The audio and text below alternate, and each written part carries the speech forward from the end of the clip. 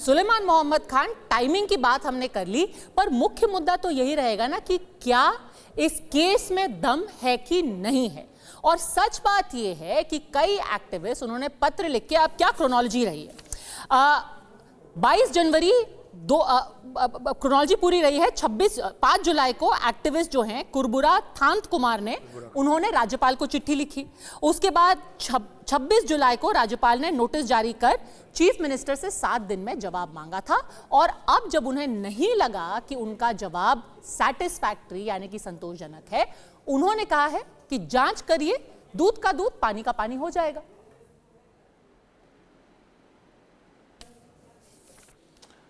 देखिए, ऐसा है पद्मा जी, बीजेपी की सरकार में गवर्नरों के जो दफ्तर हैं वो भाजपा ने अपने राजनीतिक जो विपक्षी हैं या अपोजिशन पार्टीज के मुख्यमंत्री हैं या लीडर हैं, उनको फर्जी मुकदमों में फंसा के जेल डालने का एक जरिया बना लिया है, जिसे कहते हैं पॉलिटिकल वेंडेटा।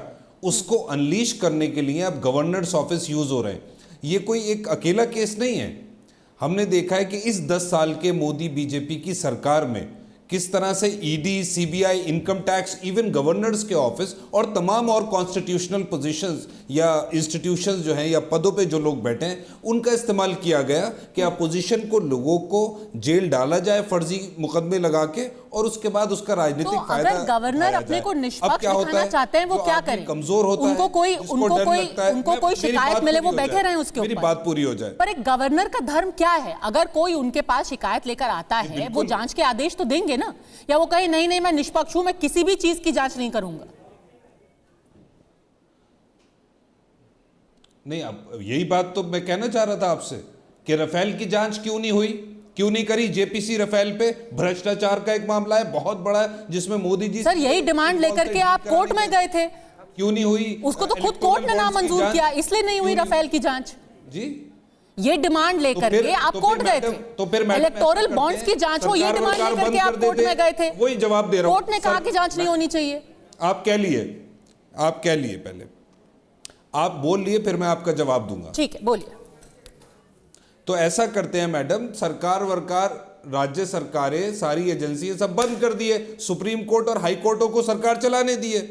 ये इंस्टीट्यूशन, सरकारें, एजेंसी काहे के लिए बनी है कि सिर्फ सुप्रीम कोर्ट और हाई कोर्ट ऑर्डर करेगा तब जांच होगी, और जितने भी इंस्टीट्यूशन है बेगैरतों की तरह बैठे रहेंगे कि भाजपा की सरकार है तो मोदी जी बैठे रहेंगे कि हमारा भ्रष्टाचार नहीं है। और अगर विपक्ष का आदमी है, कोई भ्रष्टाचार है या नहीं है, उसकी जांच होना है। क्यों नहीं करी राफेल में जांच, क्यों नहीं करी इलेक्टोरल बॉन्ड में जांच? और अडानी अपने आप में एक स्कैम है। मोदी जी का जो खास मित्र है, सबसे खास, कहते मेरा कोई घरवाला नहीं है, मैं तो अकेला हूं, झोला लेके चला जाऊंगा। अडानी कौन है उनके?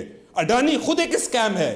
हिडेनबर्ग की रिपोर्ट पढ़ी है, शॉर्ट सेलिंग का देखिए आप किस तरह से, और मनी लॉन्ड्रिंग करी गई इनकी फैमिली कंसर्न्स में। क्यों नहीं हिडेनबर्ग पे जेपीसी कराते, रिपोर्ट पे बार बार कहते साहब ये देश हित में नहीं है, अनस्टेबल करी जाएगी इकोनॉमी। मैंने तो कल पढ़ा, वो वाइस प्रेसिडेंट भी हैं और राज्यसभा के चेयरमैन भी हैं, उन्होंने इस तरह का बयान दिया।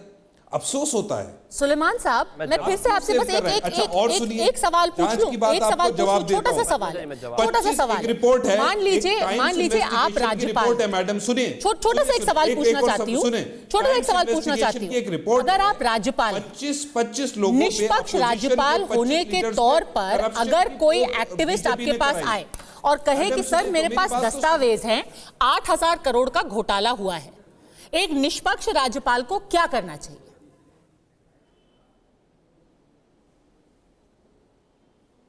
मुझसे आप सवाल कर रही हैं? जी, एक निष्पक्ष राज्यपाल को जब उनके पास कोई शिकायत लेकर के आए कि 8,000 करोड़ का, 2,000 करोड़ का घोटाला हुआ है, उसको क्या करना चाहिए? मैं आपकी बात का भी जवाब दूंगा, मैं आपकी बात का जवाब दे रहा हूं। यही बात का मैं जवाब देना चाह रहा था, मैं बात पूरी कर लेता, इसका भी जवाब देता।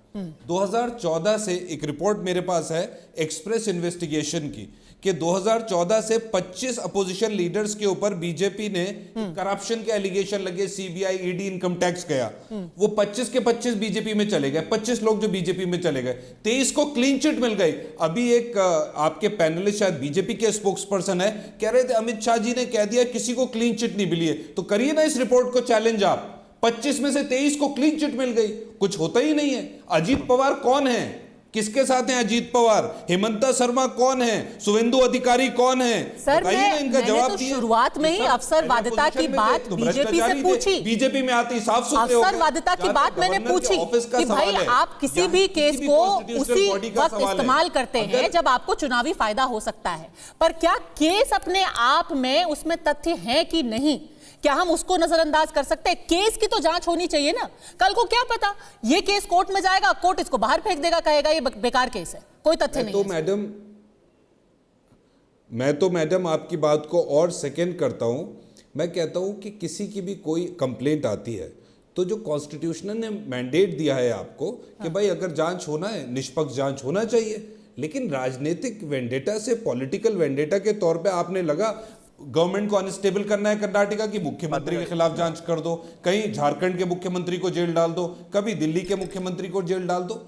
ये तो आप एक्सपोज हो चुके हैं। शिवम और त्यागी। इसी का जवाब भारत की जनता ने आपको 2024 के चुनाव में